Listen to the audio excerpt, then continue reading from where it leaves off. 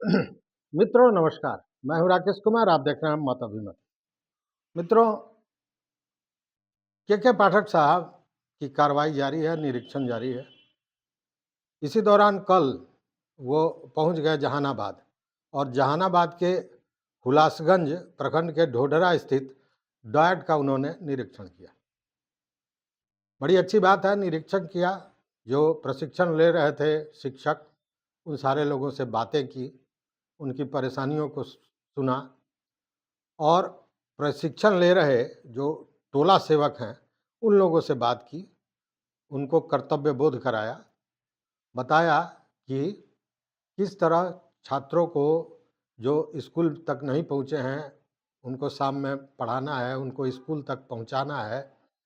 साक्षरता की बात की उन्होंने, इन सारे चीज़ों को लिया और ये भी कहा कि आप सबों को भी प्रत्येक 6 माह के बाद प्रशिक्षण दिया जाएगा, मतलब आपको अप टू डेट रखा जाएगा। ये सारी बातें हुई। इस पर टोला सेवकों ने भी अपनी कुछ मांगें रखी। मांगें ये रखी कि उनको उनके स्थायीकरण की बात आई। कई तरह की मांगें हुई। उस पर उन्होंने कहा कि ठीक है, इस पर विचार किया जाएगा। लेकिन जब एसीएस के आने की चर्चा जैसे पता चला कि वो जहानाबाद पहुंच रहे हैं, कि शिक्षा विभाग के सारे पदाधिकारियों में हड़कंप मच गया। अफरा तफरी में सब पहुंच गए वहाँ और फिर वही एक नेता की तरह के पाठक साहब का स्वागत हुआ, फूल गुलदस्ता और तमाम। जबकि ऑफिशियल काम है, बावजूद उसके अब तो सेलिब्रिटी वाली रूप में है पाठक साहब। लेकिन इसी बीच गांव के जो ग्रामीण हैं वो अभी पहुंच गए कि के पाठक साहब आ रहे हैं। उन्हें भी अपनी कुछ मांगे रखनी थी।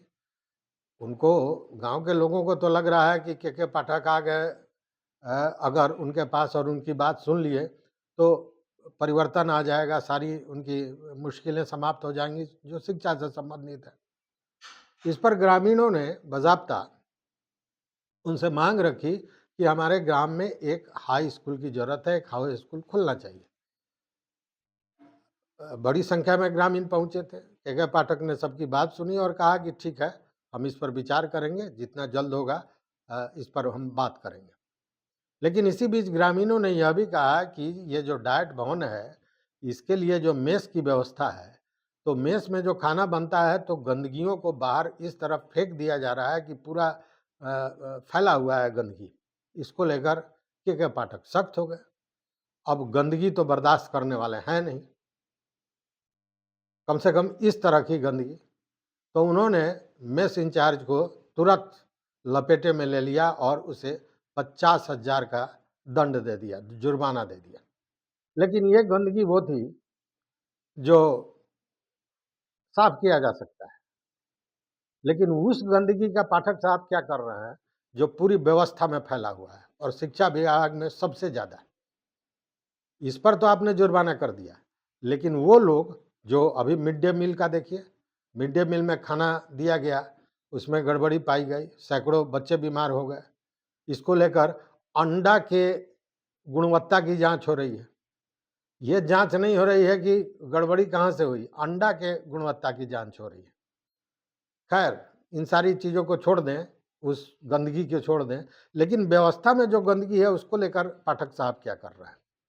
देखिए, प्री फायर स्ट्रक्चर जो बनना है, उसमें लगातार ये चर्चा हो रही है कि भयानक भ्रष्टाचार हुआ है।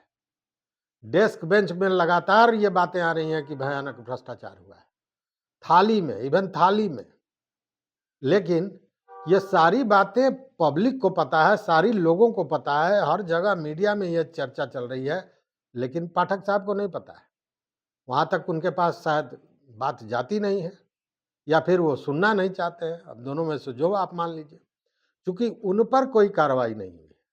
अगर प्री फायर स्ट्रक्चर के लिए जो मॉडल दिखाया गया था, जिस गुणवत्ता के अनुरूप उनको उसको बनाना था, जहाँ-जहाँ बना है, कम से कम एक बार क्वालिटी कंट्रोल वालों से या किसी आईआईटी संस्थान के इंजीनियर से उसकी जांच करा लेनी चाहिए थी, चीज़ें सामने आ जाती और अगर घपला हुआ है तो उस पर कार्रवाई होनी चाहिए थी। लेकिन उस गंदगी की तरफ ध्यान नहीं जा रहा है। डेस्क बेंच बहुत साधारण सा चीज़ है, 5,000 का चीज़ है, बताते हैं लोग कि 2,000 का है। हम विशेषज्ञ नहीं है कि उसकी जानकारी सही दे सकें कि कितने का है, लेकिन बाज़ार में विशेषज्ञ हैं। तो क्या पाठक साहब को, शिक्षा विभाग को उसकी गुणवत्ता को देखकर, उसकी कीमत का अंदाज़ा करके और जो जिस अनुरूप उसको देना था, अगर वो सप्लाई नहीं किया जा रहा है तो उस पर कार्रवाई क्यों नहीं हो रही है? तो कहने का मतलब है कि ये सारी चीज़ें लीपापोती जैसी चीज़ें हैं। वही काम हो रहा है जो स्टंट के रूप में देखा जा रहा है।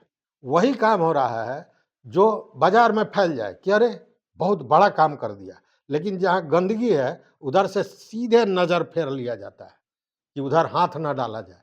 इसलिए कि उसमें कहीं न कहीं बड़े व्हाइट कॉलर लोग जो हैं, वो इन्वॉल्व हैं। बड़े-बड़े नेता भी इन्वॉल्व हो सकते हैं, कहने की बात नहीं है। बड़े-बड़े पदाधिकारी भी इन्वॉल्व हो सकते हैं, यह भी कहने की ज़रूरत नहीं है।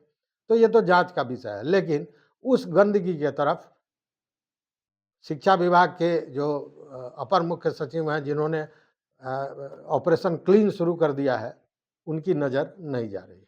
देखते हैं कि उस ओर कब उनकी नज़र जाती है या नहीं जाती है, यह भी देखने वाली की बात है। तो बस इस वीडियो में इतना ही। देखते रहिए मत अभिमत। चैनल पर नए हो तो निश्चित रूप से सब्सक्राइब कर लीजिए, इसमें आपका कुछ भी नहीं जाता है।